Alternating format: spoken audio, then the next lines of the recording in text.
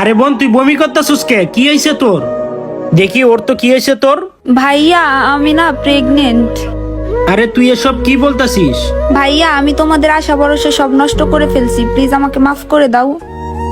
আরে বোন, তুই কোনো টেনশন করিস না, আর এই বিষয়টা আমি ভালোভাবেই জানি। ভাইয়া তুমি কি বলতেছো এগুলা? তুমি কিভাবে জানো? বোন, তুই কি জীবনের কথা ভাবতেছিস? ভাইয়া তুমি জীবনকে কিভাবে চেনো? মিরাজ আছে না, ও আমাকে সবকিছুই খুলে বলছে। আর শোন, তুই এই বিষয়টা নিয়ে কোনো টেনশন করিস না। তাহলে শোন বোন, আমি তোকে ঘটনাটা খুলে বলতেছি।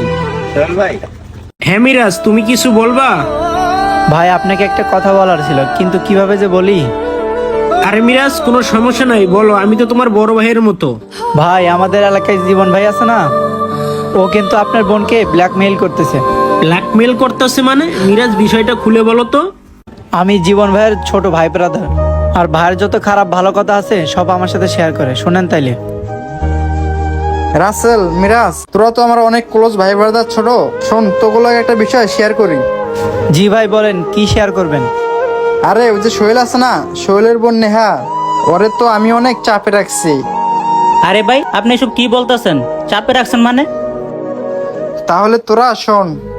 ভাই চাপে রাখছেন মানে ঘটনা